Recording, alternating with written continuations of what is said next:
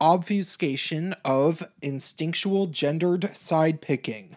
Hey, it's Prince of Queens, and I was just watching a bit of Lacey Green's debate with radical feminist Megan Murphy, and I was also chatting on Twitter with a few people who define as male to female transsexuals, but also claim to be male still, and my head was kind of spinning in regards to constant animosity between the genders, mostly animosity that comes from women and femmes towards males.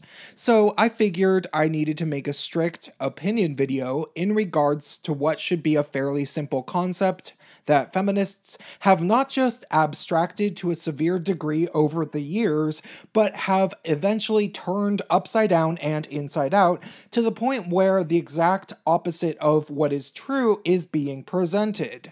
Feminists and social justice warriors of all varieties have a habit of doing this, stating the exact opposite of what is true as if it is the truth, redefining the terms one uses to describe reality, and then repeating the same statistics and buzz phrases over and over and over until people start to believe it.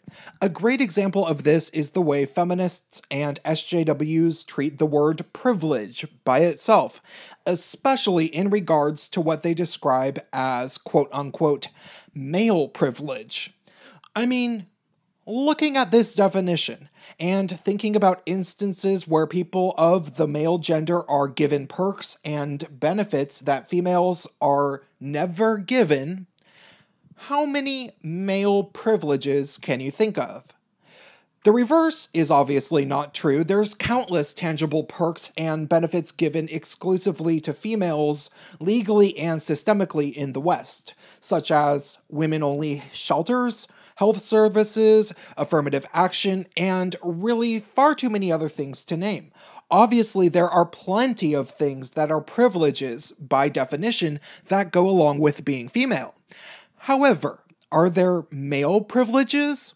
How many things that somebody would actually want to happen to them do men get to have, which women are specifically left out of as a unanimous rule?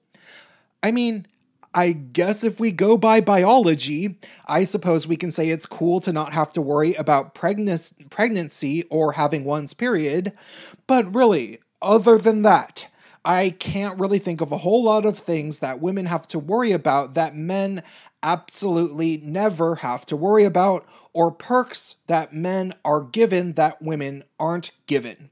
It's at this point in the thought process that feminists are forced to redefine the terms, and claim that walking down the street at night without the fear of being raped is a privilege that men have. Which ultimately isn't true because men do get raped occasionally and physically assaulted a hell of a lot more commonly on the street alone at night than females do.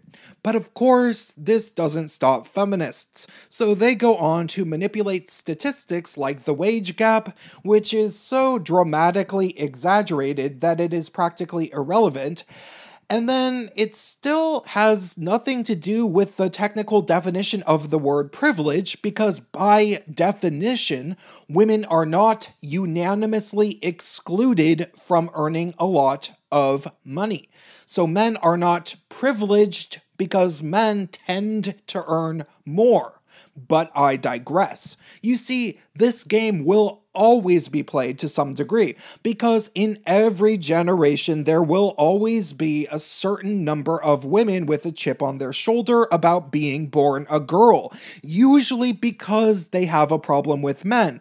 And unless there are extenuating circumstances that require the population to just get fucking real, a lot of people will end up swallowing the mammoth pile of bullshit, which is the feminist narrative. Why? Because the vast majority of people want to side with females. It's just the goddamn truth, and everybody knows it deep down, no matter how many times we hear feminists say that the patriarchy hates women and that women are oppressed. Ultimately, We are biologically a gynocentric species that treats females with a positive double standard over males, often when they don't deserve it as individuals. Arguably with the exception of Islam. I like to think of it like this. In every conflict between a male and a female, people of both genders combined are over 80% more likely to side with the female right from the get-go. And very commonly, even after hearing both sides of the story, they'll still side with the girl. It's just how it is. How do these numbers break down? Well, 90% of females will immediately side with other females if she hears that another woman is in trouble. If a woman hears her friend has gotten hit by her boyfriend, no matter how much of a Black Lives Matter supporting, cop-hating, fourth-wave intersectional feminist she might be, she will want to call the goddamn cops on that scumbag! Hell, even a female's worst female enemy will often side against a male if she hears another female has had problems with a guy. I think honestly, simply because they can put themselves in the female's shoes and worry about how it would feel if it were her. It doesn't matter if the guy only hit her once in self-defense. Men can't hit women. I'm a woman. I don't want to get hit by a guy. So we have 90% of women who are just going to side with women basically no matter what. And to add to that, we have about 70% of men who are generally going to side with women too.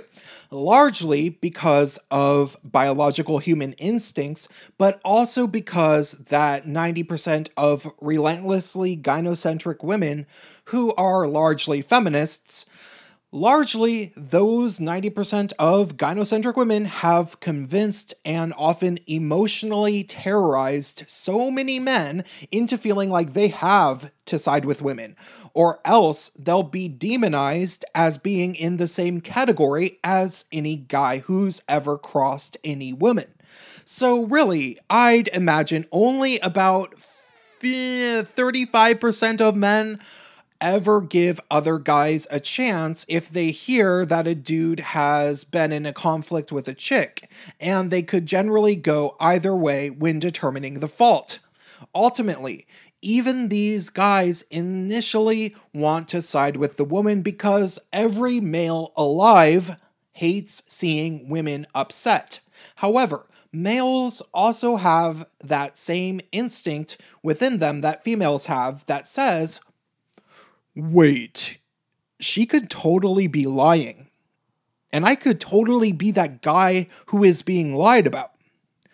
And so I urge you, males of the internet, especially if you made it to the end of this video, be very careful with women, and especially feminists in the current year, mainly feminists, in particular regarding the way that they describe their internet interactions with men.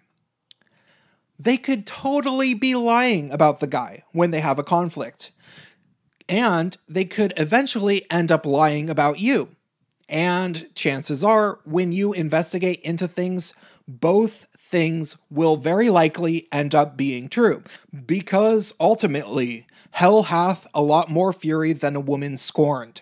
And that is what happens when a feminist acts like a total piece of shit, lies about it, and then gets caught. Hell hath no mercy on whomever catches her. And a lot of these feminists got caught at once in 2016. So everybody who didn't have their hand in a cookie jar, man or woman, now needs to stick together. That's all I have to say for this video. Drop me a comment and be like these people if this brought you any joy, and stay tuned.